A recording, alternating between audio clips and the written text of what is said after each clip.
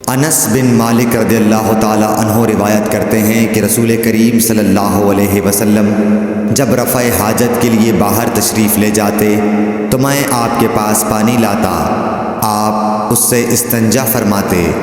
صحیح بخاری حدیث نمبر 217۔ ایک مرتبہ رسول اللہ صلی اللہ علیہ وسلم 2 قبروں پر گزرے تو آپ نے فرمایا کہ ان دونوں قبر والوں کو عذاب دیا جا رہا ہے اور کسی بڑے گناہ پر نہیں۔ ایک تو ان میں سے پیشاب سے احتیاط نہیں کرتا تھا اور دوسرا چغل خوری کیا کرتا تھا۔ پھر آپ صلی اللہ علیہ وسلم نے ایک ہری ٹہنی لے کر بیچ سے اس کے 2 ٹکڑے کیے اور ہر ایک قبر پر ایک ٹکڑا گاڑ دیا۔ لوگوں نے پوچھا کہ یا رسول اللہ آپ نے ایسا کیوں کیا؟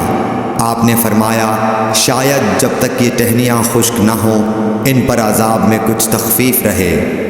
صحیح بخاری حدیث نمبر 218۔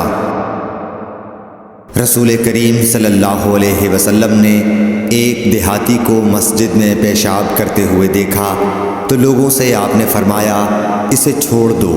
جب وہ فارغ ہو گیا تو پانی منگوا کر آپ نے اس جگہ بہا دیا۔ صحیح بخاری حدیث نمبر 219۔ حضرت ابو ہریرہ رضی اللہ تعالی عنہ نے فرمایا کہ ایک اعرابی کھڑے ہو کر مسجد میں پیشاب کرنے لگا تو لوگ اس پر جھپٹنے لگے۔ یہ دیکھ کر رسول کریم صلی اللہ علیہ وسلم نے لوگوں سے فرمایا کہ اسے چھوڑ دو اور اس کے پیشاب پر پانی کا بھرا ہوا ڈول یا کچھ کم بھرا ہوا ڈول بہا دو، کیونکہ تم نرمی کے لیے بھیجے گئے ہو، سختی کے لیے نہیں۔ صحیح بخاری حدیث نمبر 220۔